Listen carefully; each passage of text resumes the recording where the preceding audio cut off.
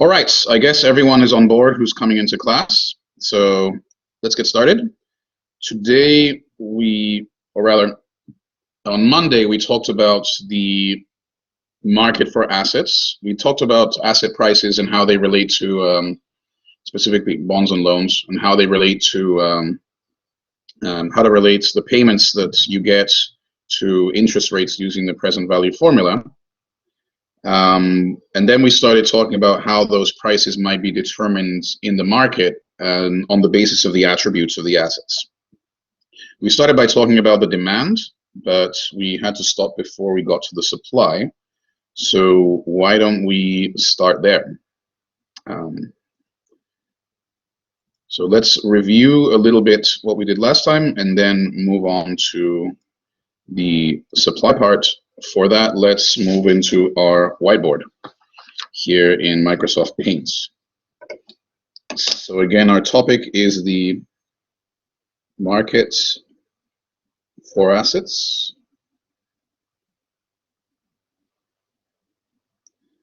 And last time we talked about the demand. Again, it's important to remember who is on the demand side. If you're demanding an asset, it means that you're buying a promise of future payments.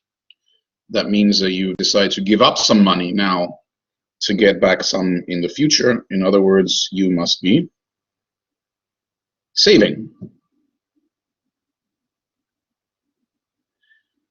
An alternative view of it is that you're giving money to someone else and they're going to pay you back later. So the other thing that you're doing is lending. So the demand side of this market, of the market for assets, is savers and lenders. We discussed the determinants of how much demand for assets there might be. And intuitively, if you're saving, it means you must have some wealth that you are able to put aside. And so all asset markets should be determined to some extent, or the demand for all assets rather, should be determined by the overall wealth of the individuals involved in financial markets. But then there are other factors that might be specific to particular assets that might affect its demand, its desirability. And just to review, the obvious one is, as we were just discussing in the case of GameStop, how much you expect to get in payments from this asset. I wrote expected return because, again, remember the return, because if you're not holding the asset until maturity, it's the rate of return that matters. If you're holding it until maturity, it also is the rate of return that matters. It's just that it happens to equal the yield to maturity. So the expected return over your holding period. Then we discussed that assets might differ in terms of risk. So risk could mean one of two things. One is the risk of the price of the asset varying, that we looked at on Monday. Another is, in the case of bonds and loans, there's also a risk that the person might not be able to pay you back. And that, of course, could vary from asset to asset. And finally, we also discussed that liquidity could vary from asset to asset. It's a desirable property of any asset for it to be liquid. And so if something is more liquid, you're going to find it more attractive if you're a lender here. So that's what we discussed last time. What's missing now is a discussion of the supply. And of course, by symmetry, if the demand is the savers and the lenders, the supply must be the borrowers. So then we need to think about, why is it that people borrow? What is it that you might borrow money for? Well, one thing that we might borrow money for is just because we want to buy something, and instead of having money, we take out a loan in order to pay for it.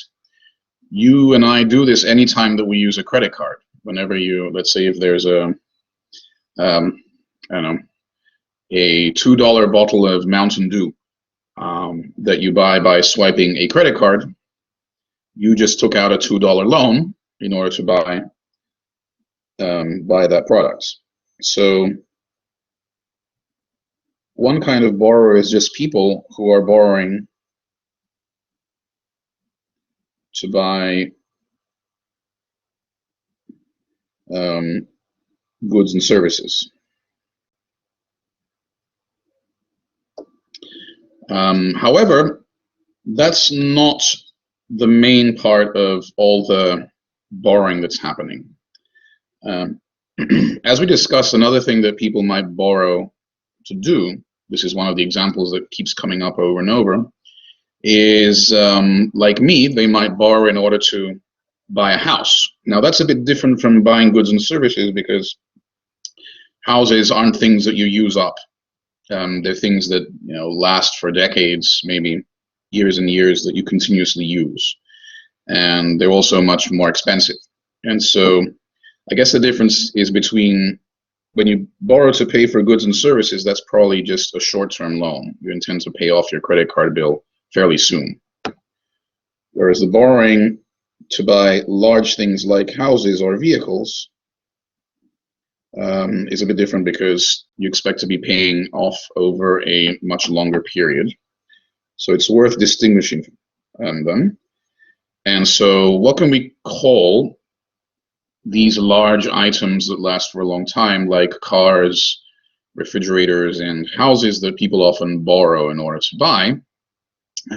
I guess we could collectively call them durables.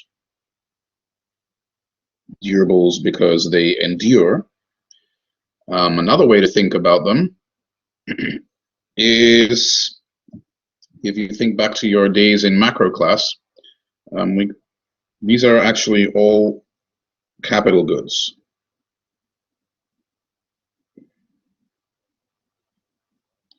So people borrow in order to borrow short-term in order to buy goods and services. They may also borrow long-term in order to buy houses, household equipment, and vehicles, durables. So much for the people, sorry. Of course, if you think back to the other examples that we've discussed when we think about an example of someone who's borrowing, this doesn't cover everything yet either. I think the first example of a borrower that we may have used in this class was not necessarily of an individual who was buying something for themselves. Rather, it was an individual who was trying to buy something to build a business. So the other kind of borrowing might come from firms or entrepreneurs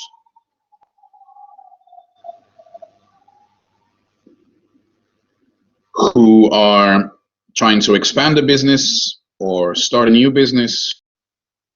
Of course, they might just be replacing their old equipment and machinery as well. That's another possibility. They may be borrowing because they're starting a business and they have to pay their employees while they get started.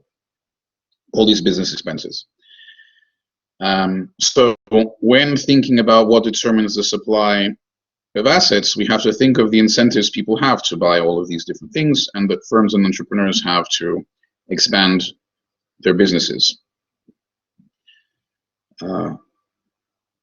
Finally, there's one more entity that we want to think about as possibly being in the supply of bonds. So actually, what we're missing from this list is the biggest borrower of all. So who do you think is what entity is the largest borrower in terms of dollars in the United States? Let's see. Sophia, yes, TJ? Is it the government itself? Right. Both of you are on the same page. Indeed, the government is missing here. In most countries, but I'm going to go out on a limb and say in almost all countries, the national government is the largest borrower. United States government debt is, what is it? I think outstanding United States federal government debt is like $26 trillion, might be more now. So the government spends money on buying goods and services, including defense equipment, but also including roads and bridges and many other things. The government also spends money, so to speak, by giving money to people, let's say unemployment benefits or food stamps, social security benefits, Marshall checks, and so we're basically up to 27, well, as of September. So yeah, we're probably beyond 27 trillion by now. So government spends money on all these things, goods and services, transfers like unemployment benefits, social security, Medicare, Medicaid. All of that spending has to come from somewhere. Where do they earn it from? Well, they earn it from, well, the money they earn comes from taxes.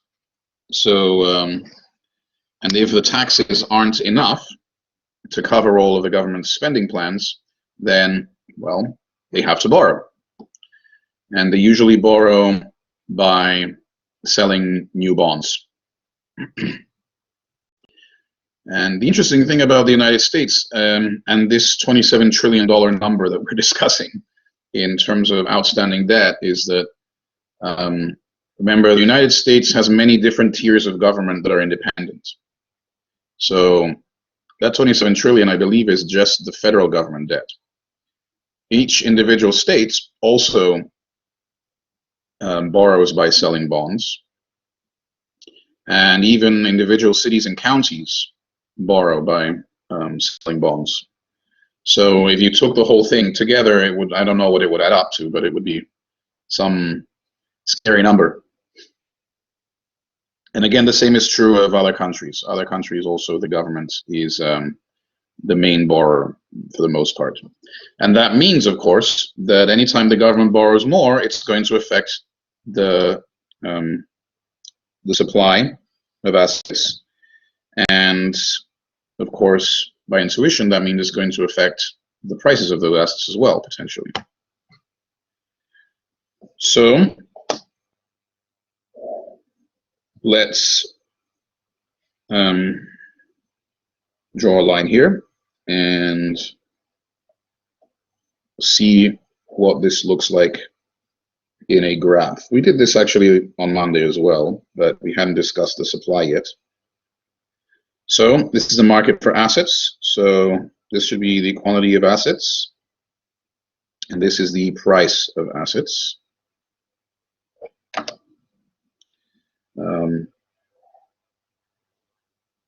As usual, the demand curve should slope down, just because whenever anything is more expensive, you're going to want to buy less of it. You can think of the supply curve as sloping up, again, because if something is more expensive, it encourages you to go out and generate it. And just as always, we're going to say that the quantity of assets and the actual price of these assets are jointly determined in equilibrium by the interaction of supply and demand. That means that we can use this figure to try and see what happens to asset prices and to asset quantities if any of these factors changes. So, for example, let's start with government. Suppose the government decides that it's going to spend more than it had originally planned. What is that going to do to asset markets? Well, if the government is spending more and it isn't raising more in taxes, that means that it has to borrow more, right? The total government spending has to be financed out of taxes, but if it's not enough, then the leftover bit has to mean more borrowing. So that means, since borrowing is on the supply side here, supply of assets should increase. Specifically, it would be the supply of government bonds, which in the United States are referred to as treasury bills or T-bills. It's because the treasury is it's the government's wallet, basically. It's the entity that does all the actual spending and borrowing. So if the government borrows more, this figure tells us we should expect prices to go down.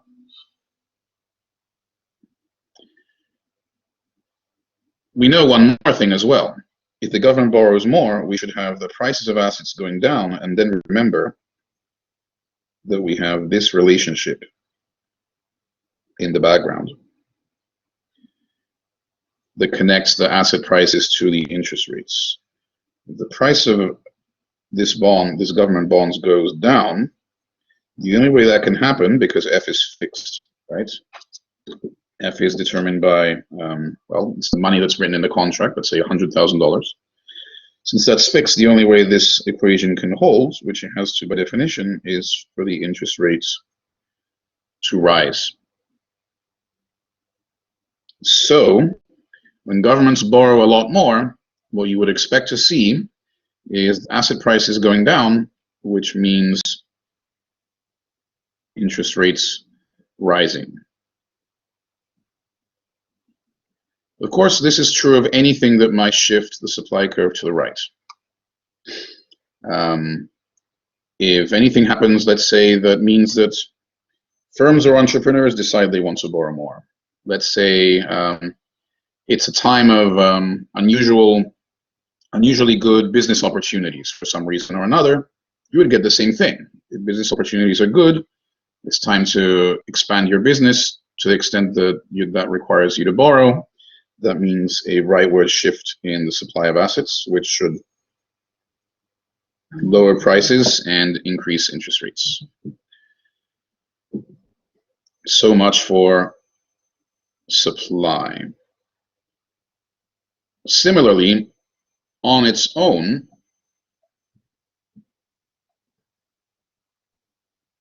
any of these factors changing would lead to a shift in the demand. So just starting from the top, anything that leads to an increase in wealth, let's say a booming stock market or an increase in the price of houses, or maybe just unusually fast economic growth, would mean that people have more wealth, which means they have more to put into financial markets. They would need to put that wealth in some form or another, and one of them is in the form of bonds or whatever this asset market is, and that would lead to a shift in this demand curve, which in this case increases prices, as you can see, of assets, which again means a decrease in the interest rates associated with them. So wealth goes up, that's what we would expect. The same would happen, of course, if there's an increase in the expected return from some assets. Let's say, for example, if the assets are, let's say, for example, consider government bonds of Italy. So I picked Italian government bonds because they're viewed as being fairly risky in the sense that there's some fear that the government could default on their bonds and never pay them, or not pay some of them, not pay them in full. What if you get some news that makes you think, actually, you know what? They are likely to pay. I think they're more likely now to pay off than they were before. Then that raises your expected return, would make the asset more desirable, raise its price, and again, that's the same thing as saying it lowers its interest rates.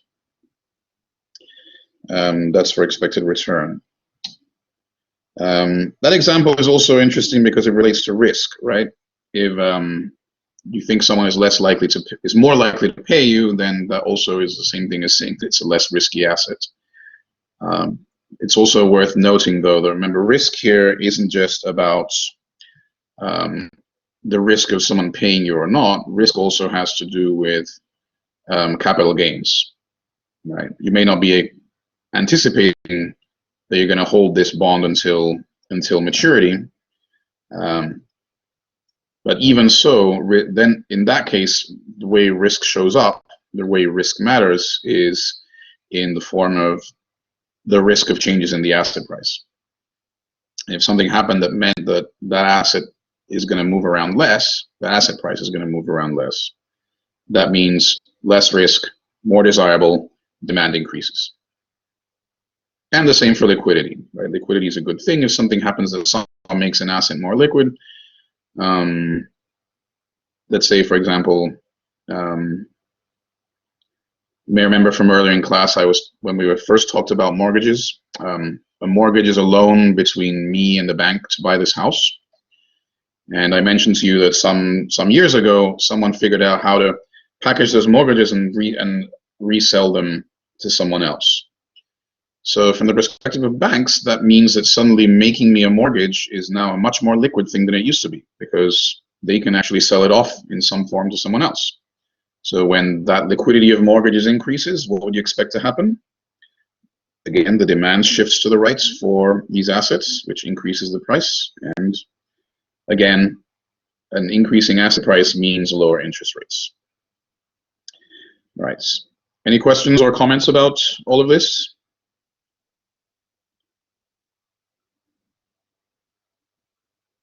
Okay, I guess it's fairly straightforward so far. So keep that in the back of your mind. The next thing, however, is that we've been thinking about each of these factors one by one. However, interest rates are also things that matter for the macroeconomy a lot. And conversely, interest rates are something that moves around systematically with certain macroeconomic factors. In other words, when we start thinking about the role of asset markets in the economy as a whole, there may be lots of things that happen that matter that affect both the demand and the supply at once. So while we're on the subject of demand and supply for assets, we want to think about some of those. So let's write a new heading here and call it macro factors that affect asset prices. Good. So one of the macro factors that affect asset prices that's very important for us to think about is one that came up last class. And you may remember that one of the things we did last class was talk about the distinction between nominal rates and real rates, nominal interest rates and real interest rates. The observation there was that whenever I make a loan to you, I'm giving you money now, you're paying me back later, the value of money may change between the now and the later. To the extent that there's inflation, the money that you give me isn't worth as much as the money that I give you, isn't worth as much in terms of goods and services, that is, right? Inflation rate is the rate at which the prices of goods and services rises. And of course, that hurts me. Therefore, since inflation affects the incentives of people in asset markets in this way, it's almost surely going to be something that affects the value of assets and therefore the interest rates. So let's start with that. Inflation. So what does inflation do to asset prices? Now, there's one more thing to add here, actually, before we answer this question, because there's a sense in which there are two kinds of inflation.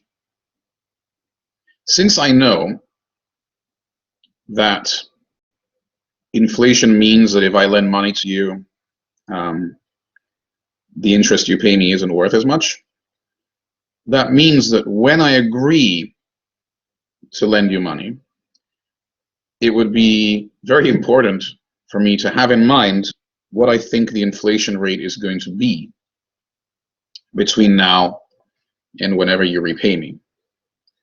So that means that the inflation that we are really thinking about, if it's going to affect how much I want to charge you for a loan, is going to be what we're going to call, what macroeconomists call expected inflation.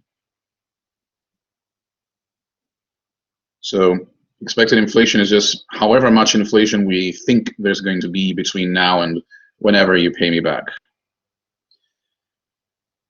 That expectation presumably is well informed. We'll discuss later how you can figure out what people think inflation is going to be.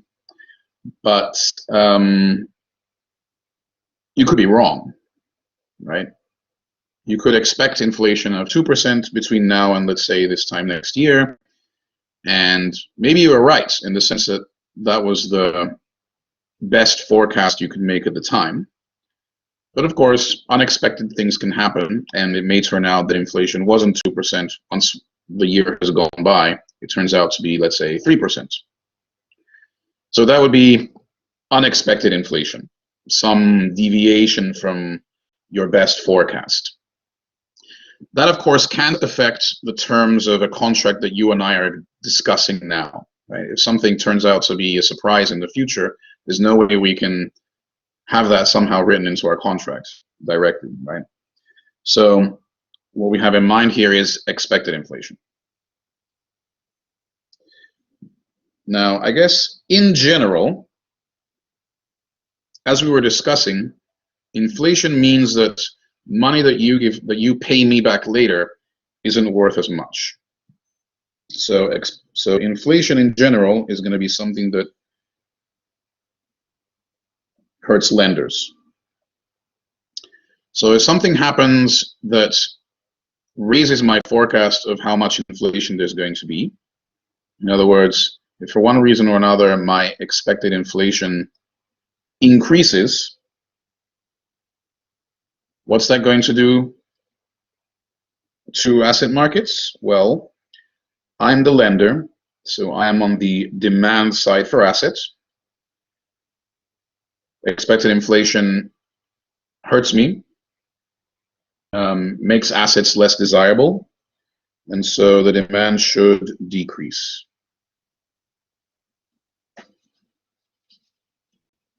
So that's one thing that higher expected inflation does.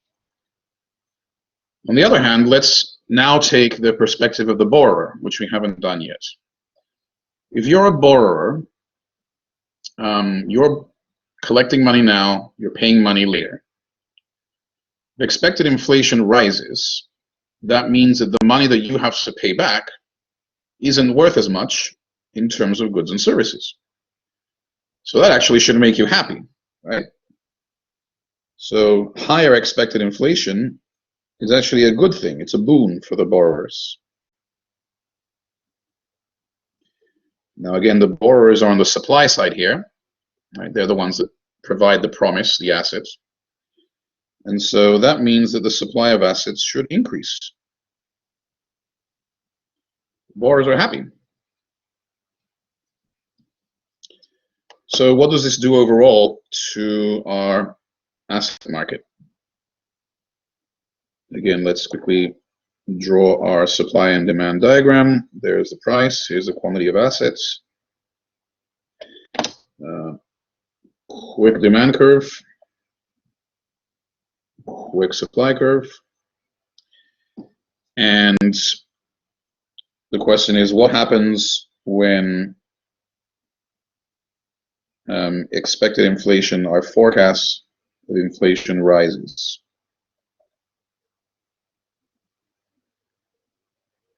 What determines inflation is something we'll talk about later on, but let's say one factor that we'll see that can sometimes raise inflation is when the government, well, I guess when the central bank prints a lot of money.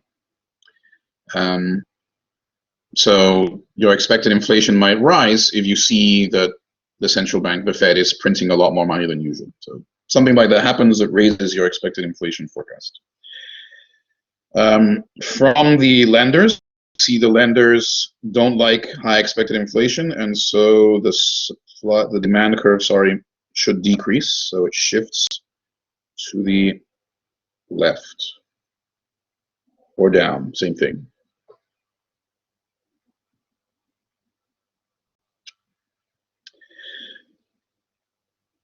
On the other hand, high expected inflation makes borrowers happy. It means that they pay back dollars that aren't worth as much. So it's not as costly to them in terms of goods and services.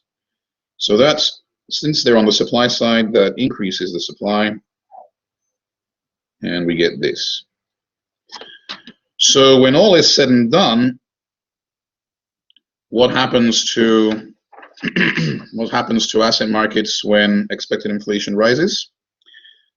Well, as far as the quantity is concerned, it's hard to say, right? The supply effect is trying to increase the quantity of assets. The demand effect is trying to decrease the quantity of assets. We can't say which one wins. But one thing we can say for sure is that both of these things, both of these factors work to decrease the price of assets. So we can see that high expected inflation makes asset prices decline. And as we were discussing, because of this, remember the F is fixed because it's a given promise, a promise to pay F dollars in the future. The asset price dropping is the same thing as saying that the interest rate is going up.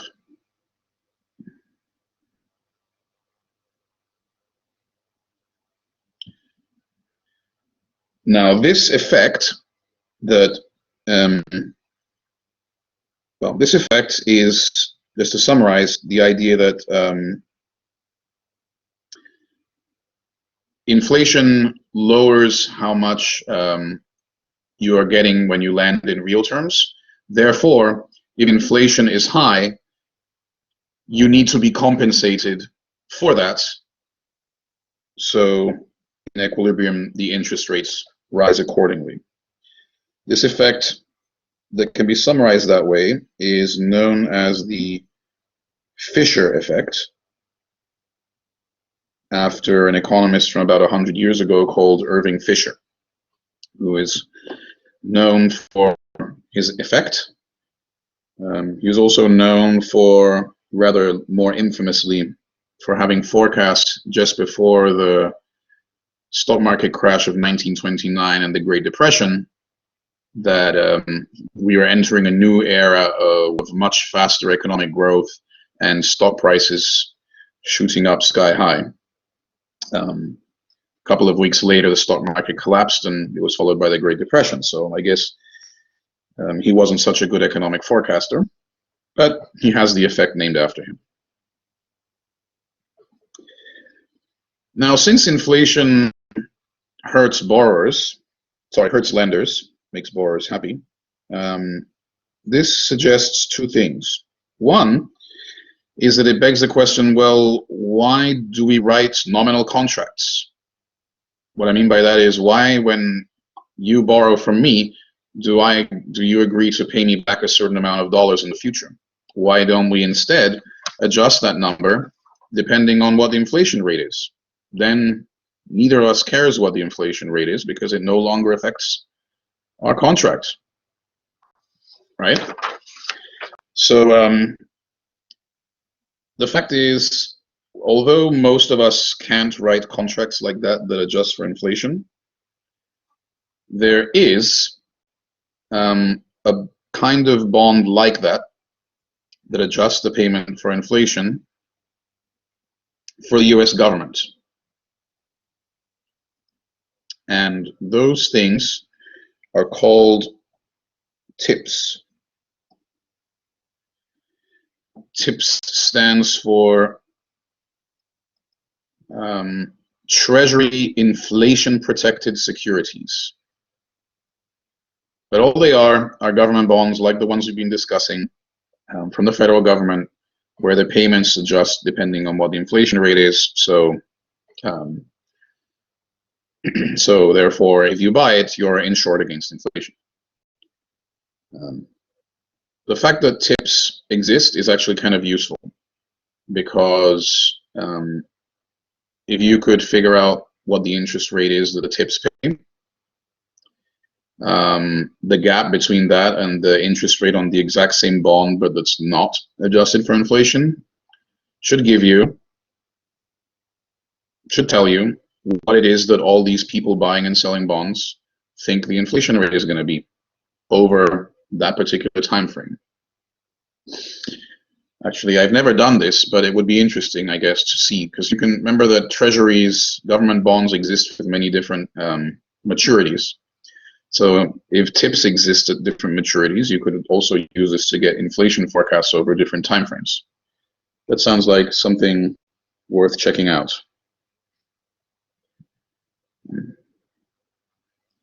There's a funny story associated with this, because it turns out that, well, notice, let's put together a few things that came up and build something different with the same building blocks.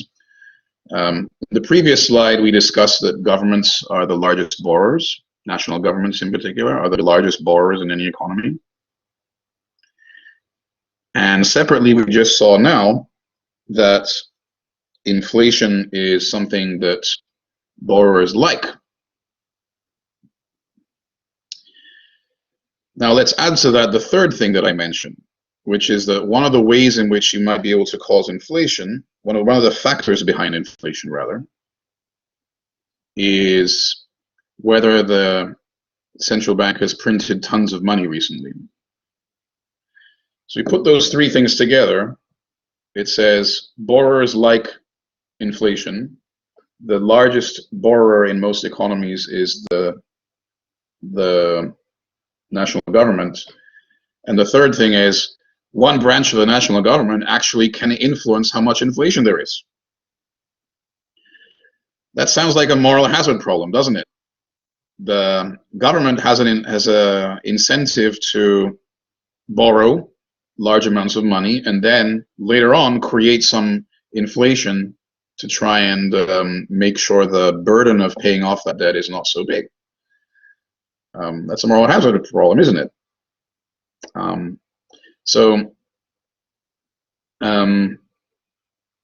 For that to work, I guess you would need the Fed and the other branches of the government to be very closely connected, right? If the Fed operates independently, then whatever the government wants, it can't force the Fed to do this, right? But in some countries, the Fed isn't independent from the Treasury, and there's this moral hazard problem that you'd expect that government not to be able to commit to low inflation because it's got both the incentive and the ability to create inflation.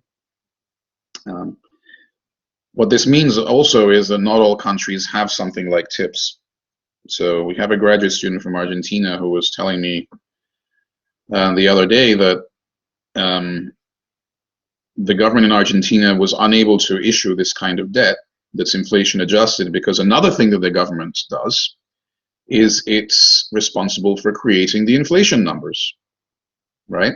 In the United States, the inflation numbers are produced by the Bureau of Economic Analysis, I think, which is largely, at least so far, free from political interference. And so we tend to trust their numbers.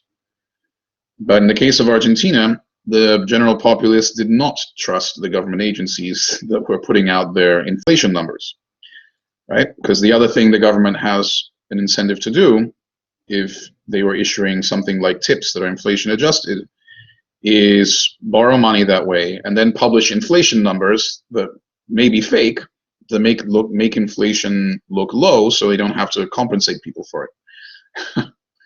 And So in Argentina, they weren't able to sell this kind of thing, and also the newspapers, because people don't trust the inflation numbers that the government puts out, the newspapers all have their own inflation index that people trust more than the official numbers. So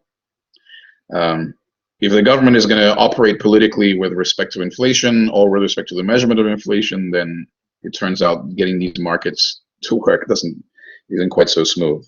But in the United States, again, we have SIPs, which at least allow the government to borrow on an inflation-adjusted basis. And again, a useful thing is that it means that we can see what people expect inflation to be by looking at the difference between the TIPS rates and the normal rates. Okay? Any questions, comments, thoughts about this? Whether it's about asset markets specifically, or it's about the moral hazard of the of having governments. Okay, good. So the next thing that I want to show you is another macroeconomic factor. Remember, actually, let's go back to the whiteboard briefly. In the whiteboard here, I wrote macro factors that affect asset prices, and then I wrote expected inflation. One next to it. That means that there must be at least one more factor that we probably want to talk about. So the other factor that we want to talk about, two, is the business cycle. So in case you're rusty with your macroeconomics, the business cycle is the following. Let me show you a measure, a standard measure of economic activity around the world is GDP per person. Can you see this GDP per person figure? Maybe I want to make it a little bigger. There. That should be better. So GDP per person, or to be precise, real GDP per person is the amount of goods and final goods and services produced, in this case, in the United States in any given year. And you can see that it tends to rise over time, right? So the phenomenon of GDP per person, output per person, production per person, rising over time, we think of that phenomenon as economic growth. That's how we refer to it as macroeconomists. Excuse me.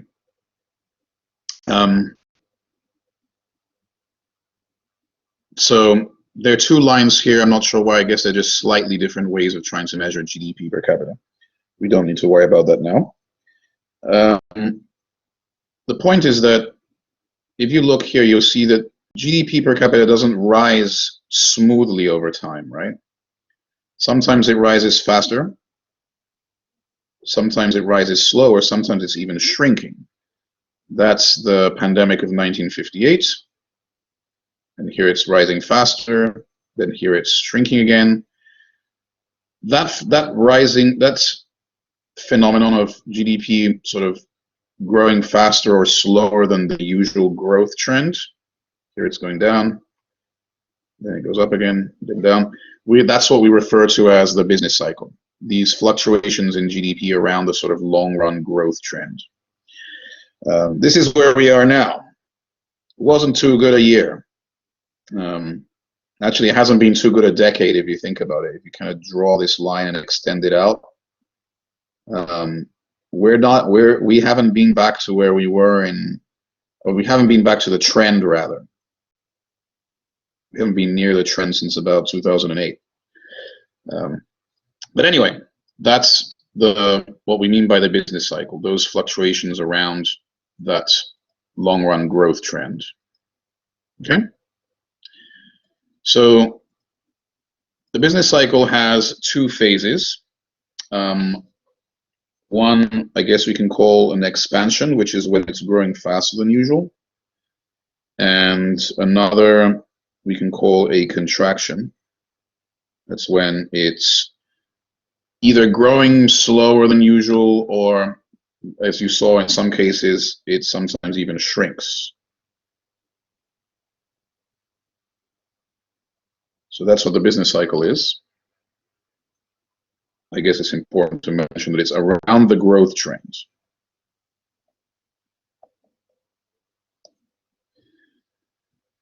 So let's pick one of them. Let's say a business cycle expansion. What happens to asset markets during a business cycle expansion? Whatever we say is going to be the exact opposite of what happens in the case of a business cycle contraction. Let's quickly draw our asset market. Here's a quick demand curve. Here is a quick supply curve. What happens here? So first we can think about what happens to the demand. So in a business cycle expansion, remember the demand is the savers. Now, if the business cycle there's a business cycle expansion, then everyone's making more money than usual. In fact, their money is growing faster than usual. And so just naturally, this means that their wealth has gone up. And if you have more wealth, that means you have more money to put into asset markets in the first place. So that should shift the demand curve to the right. It's an increase in demand. What about the supply? The borrowers? Well, the borrowers, what they're observing, again, is that the business cycle expansion is occurring. They're making more income than usual. So at least at that time, the business opportunities are better than usual. If business opportunities are unusual, what should you do? Well, now is a good time to expand your business, or at least a better time than usual. And so you would expect that to mean an increase in the supply as well.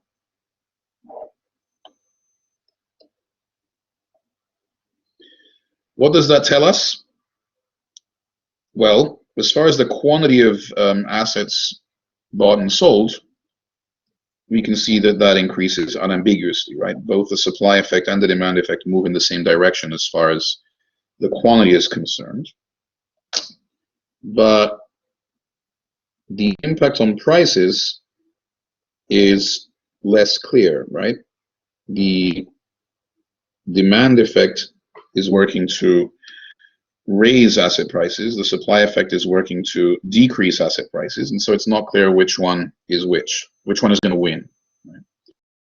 Now, the way I've drawn it,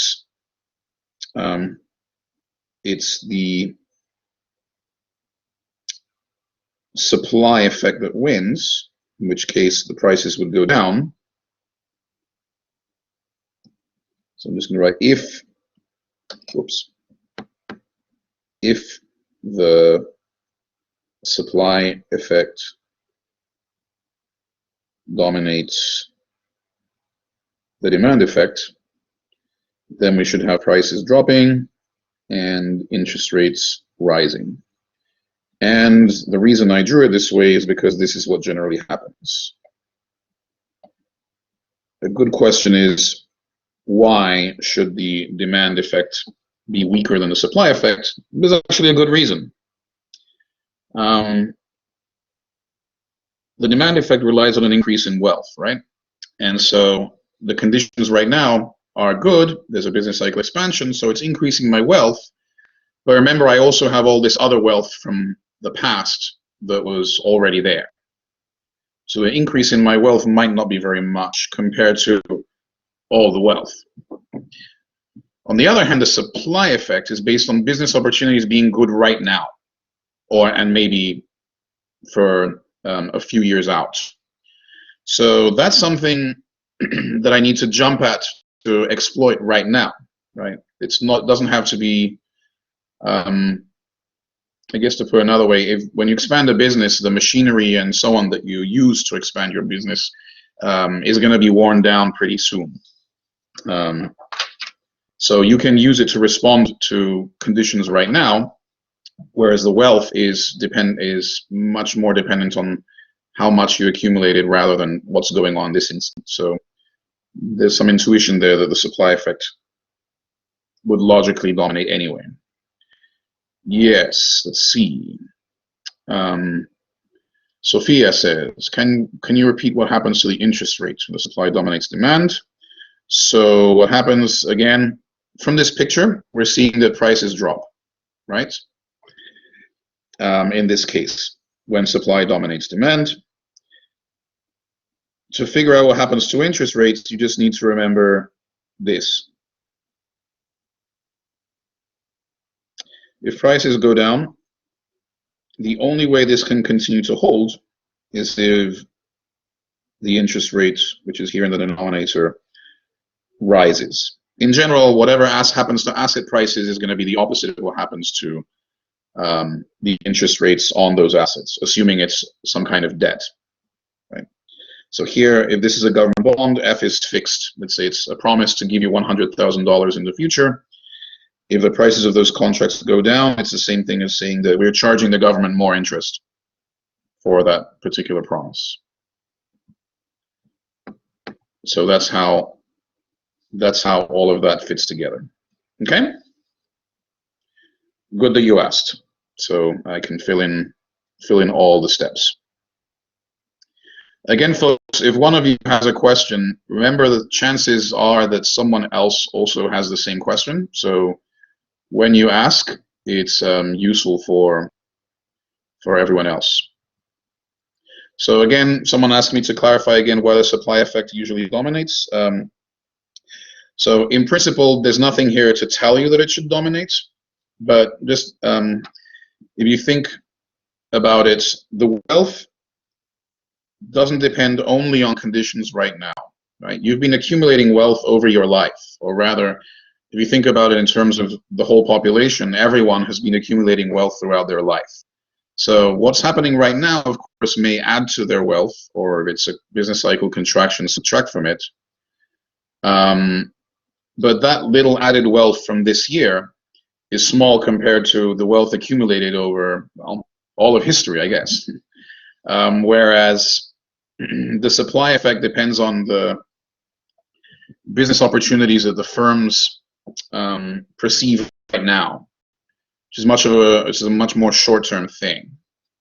So they'll be more geared to respond right now to what's going on than the wealth change that's induced by the fact that there's higher income if there's an expansion.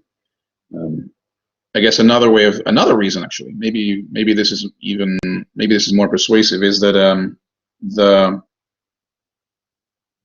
when you have more income, you typically only save some small portion of it, say 10%, right? Whereas the whole point of this is to generate higher income. The whole point of the supply expanding, because the firms are borrowing to expand their businesses. That is precisely to generate more income now. Then that income comes in, and only a small part of it is actually saved, maybe 10%. So that's another reason why the supply effect should probably dominate, maybe think about it. Does that help? All right. Is it fair to... Yes, that is exactly what we're saying. Is it fair to say the supply side borrowers generally respond more quickly to expansions? That is true. Or maybe slightly differently, that they're more sensitive to business cycle conditions. There are cases where, of course, large amounts of wealth are suddenly destroyed. So, for example, in 2008, house prices plummeted, and the value of your house turns out to be a big chunk of the wealth of a lot of people. In addition, as I remember early on in the semester, I was telling you that mortgage-backed securities were suffering from adverse selection. And if an asset suffers from adverse selection, then its price can go really, really, really low, because you figure if someone is trying to sell you this asset, it must be the bad kind. So all of those things also lost value. So suddenly, and also the stock market went down a lot. So there can occasionally be business cycles that are driven by massive collapses in wealth, and of course, in those you might expect the demand effect to be maybe stronger relative to the supply effect. But of course, the supply effect will also be affected. It will also come into play there. So I think it's fair to say that the supply side, the borrowers are more sensitive to expansions. Okay. Let's see. There was one more thing I wanted to explain today, which was that there is an alternative perspective on all of this, which is that so far we've been talking about the demand for assets. An alternative way of thinking about all of this is not in terms of this being the market for promises of future payments. That's an asset. Instead, we can think of all of this in terms of the money that I'm trying to borrow. However, I think let's see, it's already 1:46. So let me try 1:47 now. Let me see if I can squeeze this in quickly. So there's an equal and opposite perspective. Here we've been talking about the market for assets, but for anytime someone is selling an asset, that person is also, in a sense, buying a loan. I think that's how people often tend to think about financial markets when they start studying it. So we haven't done that. We've been thinking about it in terms of the assets themselves, but you could also think of it as the market for borrowed funds, and think of it in terms of the dollars someone is borrowing. So suppose we did that. What if we think of financial markets as a market for, or I guess, where people, firms, and governments buy, I guess, loans, which of course means they're getting dollars now, and in exchange what they're promising is this interest. Then everything would be a bit different. It's important to look at this because sometimes this perspective is a bit easier, or sometimes this works more intuitively for some people. So in this case, who is demanding a borrowed dollar? It's actually the borrowers, right? So again, this is kind of like the flip side of everything that we did before. Who's on the supply side? Who is supplying loans? Well, by definition, those are lenders. And what is the price, so to speak, the price concept of a borrowed dollar? Well, as discussed, it's the interest rates. So if we wanted to do it that way, we would be writing a different figure. This would be dollars borrowed. This would be the interest rate. And the people on the demand and supply would be different from before. Right? The borrowers are now on the demand and the lenders are now on the supply. So nonetheless, if we want to do things this way, we will still find that our conclusions of what's going to happen to financial markets when anything changes are going to be the same. So for example, let's look at the example of the Fisher effect here. So expected inflation raises interest rates. So let's say there's an increase in expected inflation. As before, that means the borrowers are happy. The borrowers are in the demand here, so they want to borrow more. The suppliers are the lenders. Inflation erodes your real return, so they're unhappy, so supply decreases. And just as before, depending on which one is stronger, there may be more or less dollars, more or fewer dollars borrowed. But the thing that we can say for sure is that interest rates should rise. And that's exactly the same conclusion that we had before, right? When you borrow more, interest rates should, sorry, when expected inflation goes up, the borrowers need to be compensated and you end up with higher interest rates. Okay, so keep in mind this alternative perspective going forward. But if the asset market, if the way of thinking in terms of just the promises exchanged works for you, then that is fine. There's some context where the textbook may ask you about this perspective, and so it's important for us to have covered it. Any questions, comments, doubts about any of this?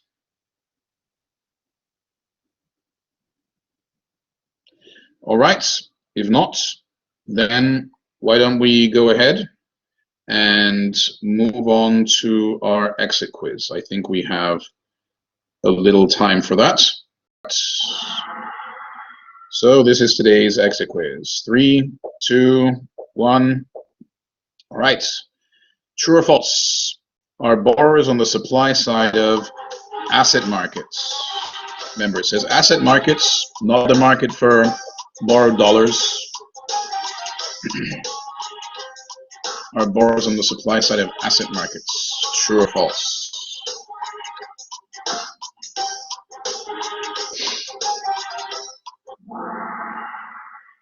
All right, most of you got that right. Very good. Marshall is ahead. An increase in risk mainly shifts the what? The asset demand or the asset supply? And is it to the right or to the left?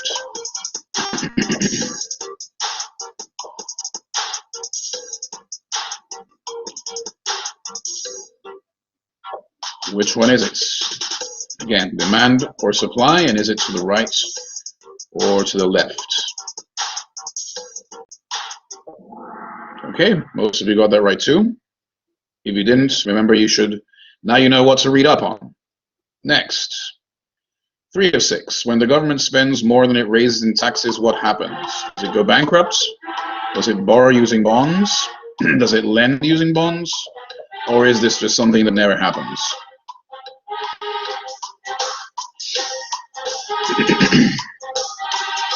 And there's a picture of the United States Capitol not being stormed by people wearing crazy horn hats. Next, Marshall is on fire. Sophia's shortly behind. The rate of return, this is from before, is the, do you remember? Is it the coupon rate plus capital gains rates? Is it the total coupon payments? What is the rate of return?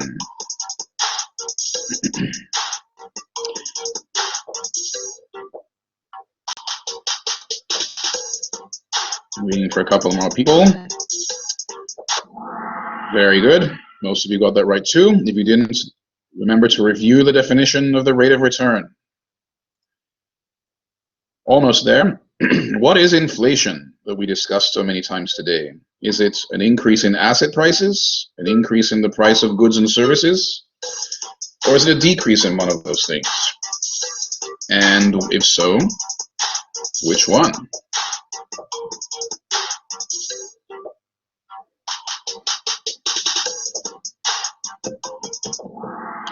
Aha. That was a tricky one, I guess. And finally, last but not least, what's the Fisher effect? It is when interest rates rise due to what? Inflation or GDP? Increasing or decreasing? Actually, I misspoke. It's expected inflation. Very good. Excellent. So let's see who our winners are this week.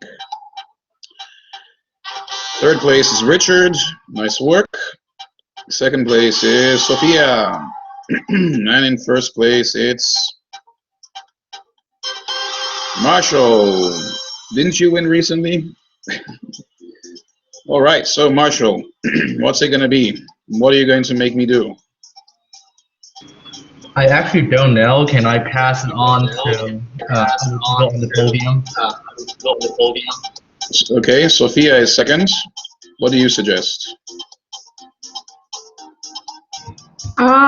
Anything at all? Do you have like the filter with like the bear ears? Bears. Bear ears. Bears. Let's see. If I write bears,